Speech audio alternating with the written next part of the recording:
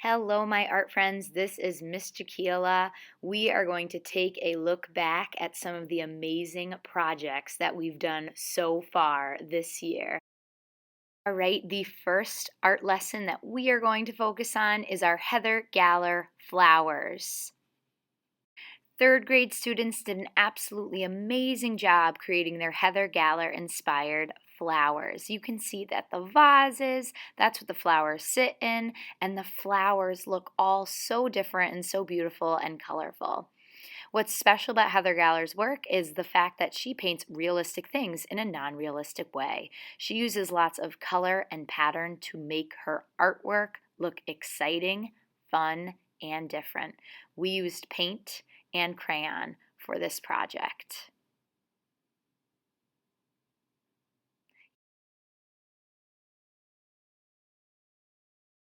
Next in our lineup are our beautiful mixed up name works of art done by first grade students. These name projects are based off the beloved book Chicka Chicka Boom Boom, which I'm sure lots of us know. All right, so as you can see here, we have some very mixed up names. You might try to guess who some of these first grade students are, but the point of this project was to take your name and mix it up, just like when Chicka Chicka Boom Boom, the letters had a big pile up. We wanted our letters to be all mixed up, and we added some beautiful details with paint marker and watercolors. We practiced with different types of lines and colors to make our artwork unique and different. Okay, next we're going to take a look at some very, very interesting oak leaves done by second grade students. In this lesson, we focused on first creating really interesting painted paper using lines inspired by music. So we used oil pastels for that part and then added watercolors as well to make that crazy background paper that you might be seeing on these leaves. Then we talked about oak leaves and how they stay on the trees for a very long time. We added neon paint to add in those interesting veins that you see on leaves. Okay, so now we're going to take a look at some cut paper projects. In the middle, the black and white project is called a notan. That focuses on symmetry. And then the super colorful primary and secondary project is an art piece inspired by Wassily Kandinsky's painting titled Circle. In both lessons, students focused on transforming shapes into new shapes. So in the Kandinsky lesson, students transformed squares into circles by cutting. In the Notan project, students cut out a square and used different interesting organic and geometric shapes and flipped them to create symmetrical images. This lesson was super awesome. Fourth graders focused on the artist Andy Warhol and created sunflower prints using acrylic paint and jelly prints. We focused on positive and negative images to create a work of art.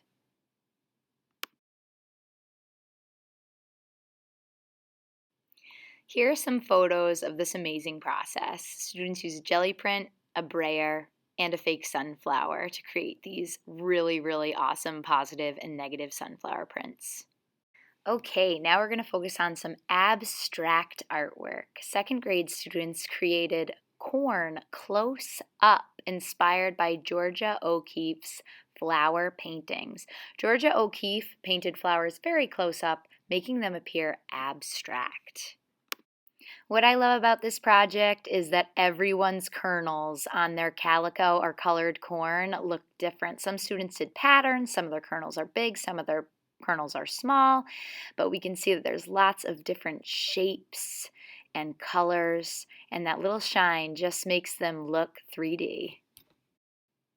All right, this is another awesome project. This project focused on warm and cool colors and of course our different types of focus lines: straight, wavy, zigzag, curly, dotted, and curved. Here's another cut paper project. In this lesson, we learned about the history of quilting and used a grid to create our own unique quilt square design. As you can see, all of these designs look different.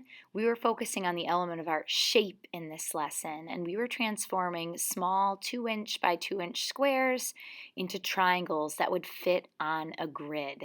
We used some reference photos to help us come up with some interesting designs.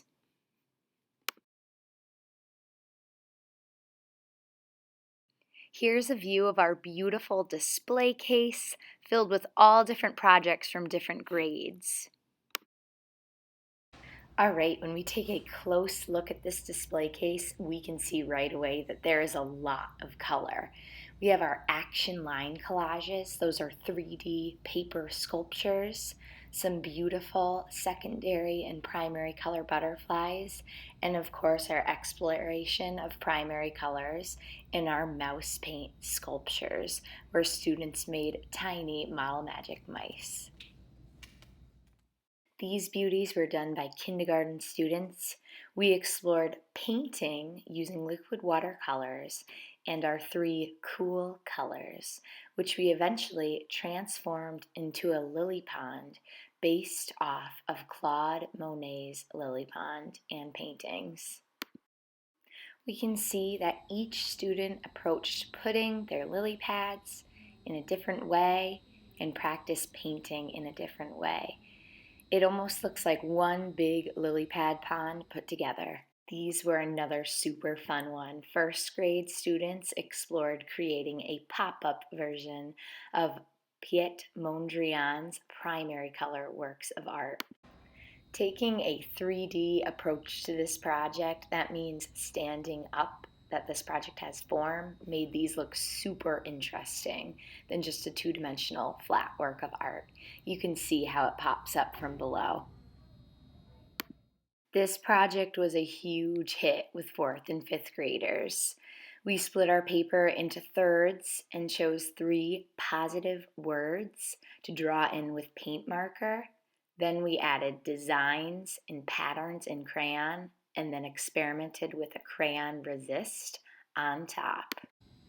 These all turned out super amazing and super different.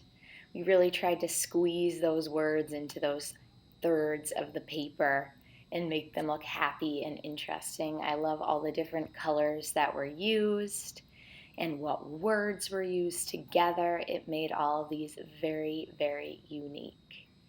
What was the most exciting part was being able to see the crayon resist. That means that wax and water don't mix, so that watercolor stays right on top of the crayon, like you can see in this beautiful work of art. This one was a quickie, but another super popular one. We took all sorts of recycled paper and cut it up into tiny pieces, then created our own mosaic. Mosaics do not have pieces that overlap. But we didn't just explore art at school. We also worked on some fantastic at-home projects where my distance learners created some amazing works of art as well.